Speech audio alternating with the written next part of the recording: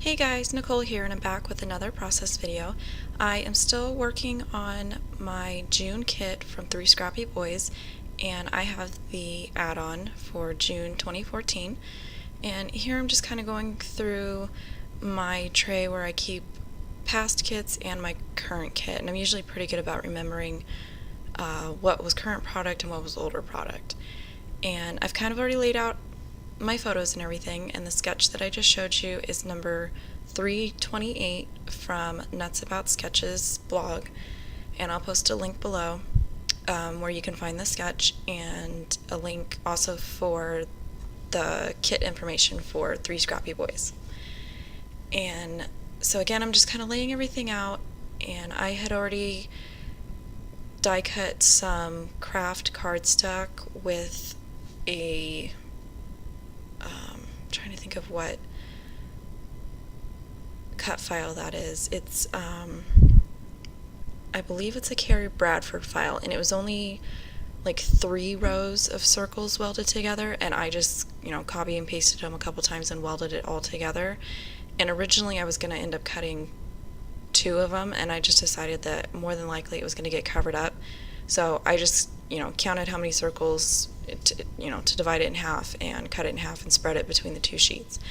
And then the pattern papers that I was trimming down, I really liked that blue wood grain paper, but I had already cut out a chunk in the middle to use on my previous layout with this kit, and so I just decided to go ahead and use it anyways because the middle is going to end up being covered by photos, so I wasn't really concerned that there's this big chunk cut out of it.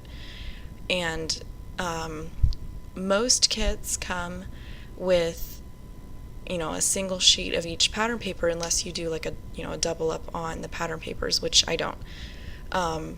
So you kind of have to get creative when you're doing a 2-page spread. So a lot of times I'll do like 3-inch strips or 4-inch strips and sort of kind of cheat your pattern paper across both pages and sort of cover it up with your photos, or using 3 or 4 different patterns and just kind of putting strips across the pages.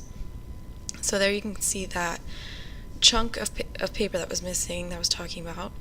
And then to kind of add a little bit more interest of this craft die cut on craft cardstock, I'm taking my, I guess this is pretty much my favorite stamp set. It's just I think it's called Java Spills by Stamping Bella, and I love it. I think it just adds a little bit of subtle distressing here and there. And the ink that I'm using is Crumb Cake from Stamping Up, probably one of my top 5 favorite stamp pads. And I'm just going through and just kind of sort of haphazardly stamping a bunch of different of those those Java spills on the die cut pieces.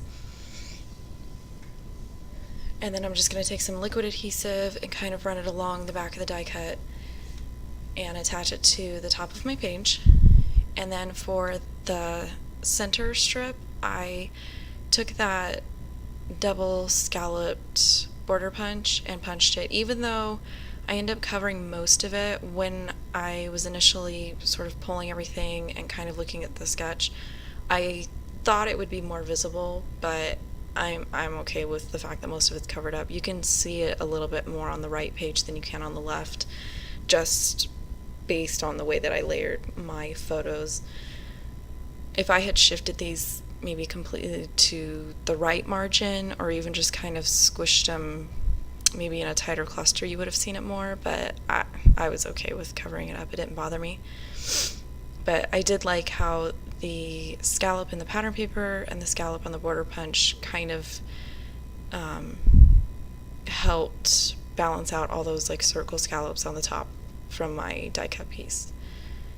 And I'm just kind of laying these photos out in kind of like a messy collage type look.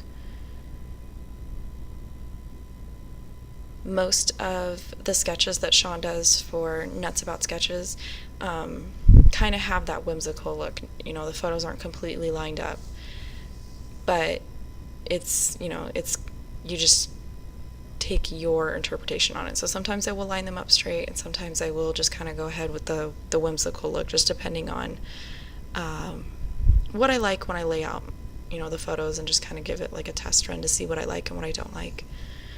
And so here I'm just repeating those same base layers over on the right hand side, just attaching everything down.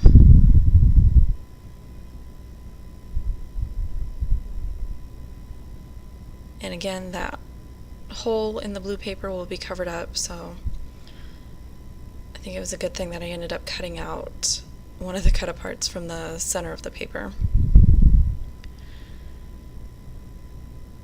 And then I'm just double checking where I want my photos to be, and in hindsight I think it would have looked better if I had shifted everything to the left margin so that when both pages are laid out, the photos are sort of touching in the middle. As it is now, there's sort of this gap that it looks kind of odd when both pages are laid out together.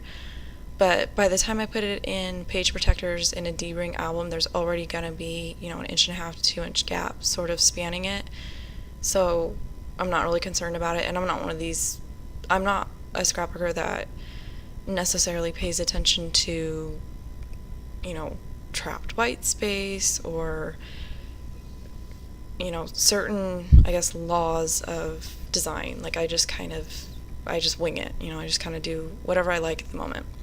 Sometimes later on, when I step back and see a photo of it, or I'm doing like a process video, I think, ooh, I kind of wish I had gone differently, but I'm sort of just embracing this kind of make it work mentality. And here I've grabbed some stamps from my stash, and I'm just going to kind of make my own title piece and journaling block. And here I was just kind of having a look through some older papers just to kind of double check and make sure I didn't have like a ledger type print, which is what I usually will go for something like this. This little speech bubble card that was on the Bo Bunny paper, the text is actually going to end up running the wrong direction, but it was so pale, and by the time I stamped on it, put my title on it, you couldn't even tell. It just kind of looks like a very subtle tone-on-tone pattern, so I liked that.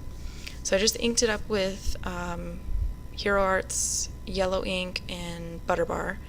Just inked it up real good, made sure that I pressed really good to get all those lines on there. And then I'm just going to trim it out up to the stamped edge.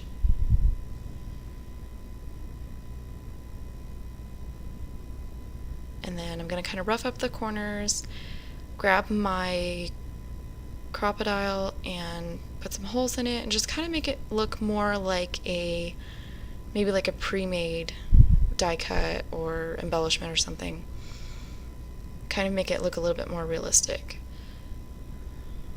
So I'm just making sure that I like that, and then I'm grabbing, this is actually the clear plastic sheet that comes in a Stamp-A-Majig, and I use it a lot when I'm just kind of trying to figure out my title, or like I'm using thickers or something and I don't want to put it down on my paper.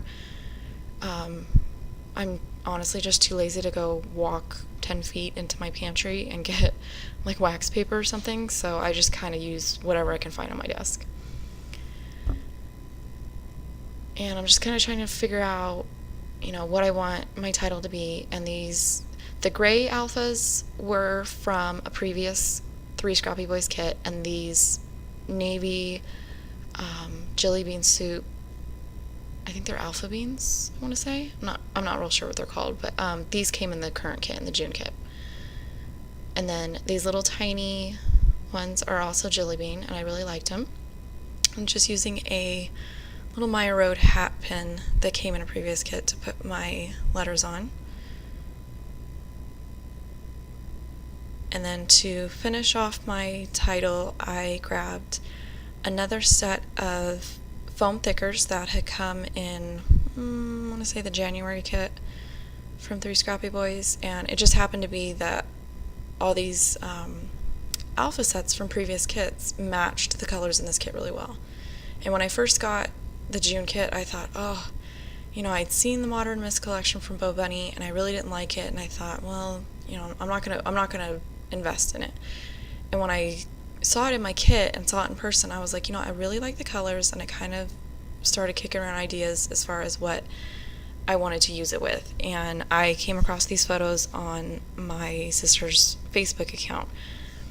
And the photos are basically from 2011, and this was their first experience with the step out walk to stop diabetes. And they went to this walk 6 weeks after my nephew had been diagnosed with type 1 diabetes. It ended up being, the first day of school, he was on the side of the road throwing up, and within 24 hours he was in the hospital with organ failure. So it took a couple of days for them to determine that it was actually diabetes, and then my sister had this, this frantic couple of weeks of being thrown into this whole world of juvenile diabetes. So she kind of got a crash course in all of this, and had to sort of remember some math skills and work on his sugars and this and that. And they were pretty excited to go to this. They met their goal of raising $500, and when he went to the walk, he got this. The red hat that he's wearing was some sort of, if you donated a certain amount, you got this hat, and it meant something. And they kind of were just embraced by this, all these other families that were sort of either in the same position that they were in at that time, or had kind of already walked down this path. So as soon as I saw those papers, I remembered kind of the colors and the shirts and the stuff, and I thought it would go well to sort of talk about that story. And so while I was going over that, I grabbed a Simple Stories Christmas collection 6x6 pad, because I remembered that there was a sort of aqua tone-on-tone paper in there. So I just grabbed a scrap of that, stamped another little sort of journaling block, ran it through my printer for the journaling, and then added the stamps, those Technique Tuesday stamps that, the story of this morning. And I just, again, used colors that were in the pattern papers. And here I'm just marking where I want to cut this notebook paper, because I've already attached my pattern papers, so I can't really lift it up and actually tuck it in. So I'm just going to kind of cut it off and cheat a little bit. And I'm going to go ahead and attach that, make sure I like it, and then I was just trying to decide where I liked the little journaling spot. And I'm going to go ahead and commit to putting that down.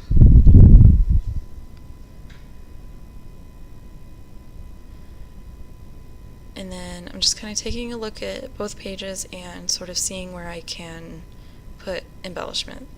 And I tend to sort of use the sketch for like the first half of the layout, and then once I kind of get like the basics down, I tend to just kind of go off on my own and put embellishments just sort of where it looks good to me. No, I don't follow any kind of like visual triangle or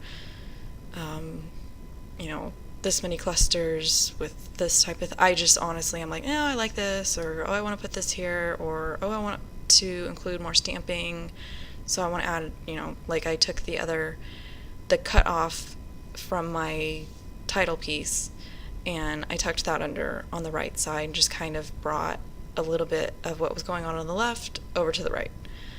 And then I just put a couple pieces of the washi that came in the kit, and then I'm just kind of having a look through my stamps, and I really liked the one that said "My Present" because, like I said, when they went on this walk, this was sort of like what their entire world was revolving around, was dealing with the ups and downs of my nephew's diabetes. So when I saw that stamp that said "My Present," I thought that would sort of tie everything together.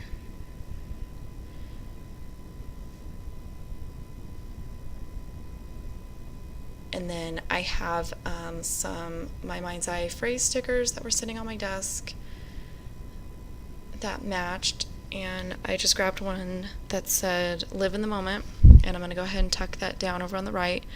And then I added some gold enamel hearts that also came in this month's kit. And then I just grabbed a date stamp and some gray ink, and I believe this is just the Project Life date stamp that you can buy at Michael's. I just like that it's a clean font and it's small. And here are some close-up photos of the title block and the little journaling piece, some of the stamping, little embellishment area with washi, another sticker that was from previous kit, that little area on the bottom right, and then just a detail shot of the die cutting with the stamping, and then another photo of the entire layout completed.